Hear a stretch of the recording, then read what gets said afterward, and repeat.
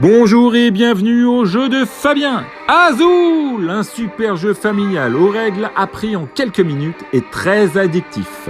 Chaque joueur reçoit un plateau du côté coloré. On prend un marqueur que l'on installe sur la case 0, sur la piste de score. On place un nombre de cercles fabriques selon le nombre de joueurs. 5 pour 2 joueurs, 7 pour 3 joueurs, 9 pour 4 joueurs. On remplit le sac de tuiles comprenant 5 couleurs différentes de 20 tuiles chacune.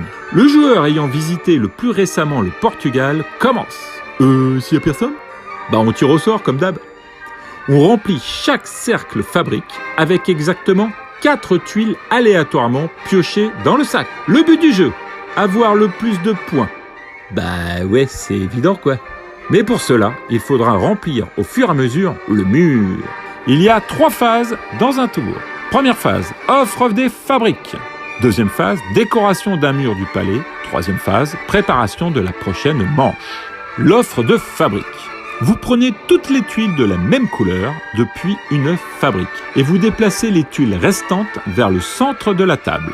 Ou vous prenez toutes les tuiles de la même couleur du centre de la table.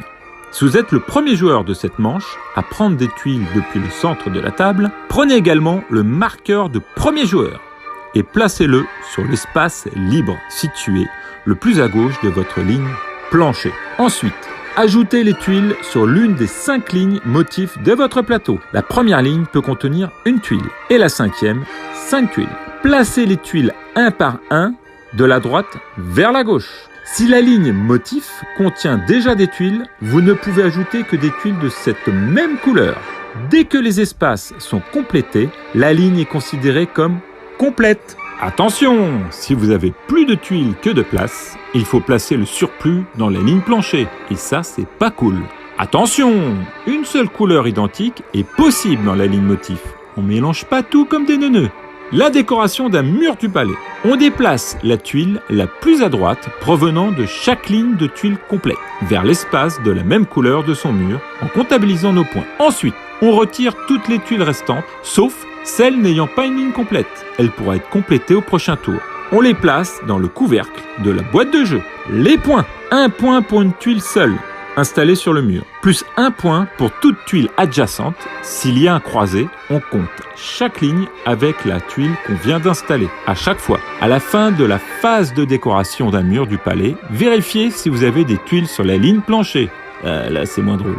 Pour chaque tuile située sur la ligne, vous perdez le nombre de points indiqués directement au-dessus. Si vous avez le marqueur premier joueur, validez les points, puis gardez-le. Vous le remettrez au centre de la table quand vous aurez joué en premier.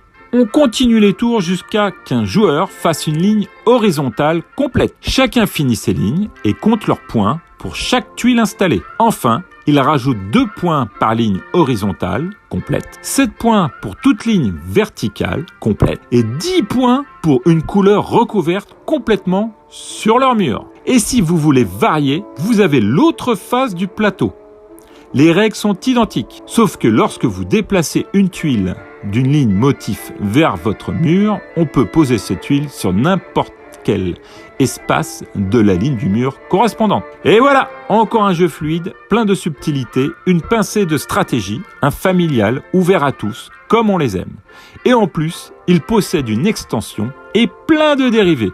Que demander de plus, franchement? Allez, bonne journée et de bons jeux!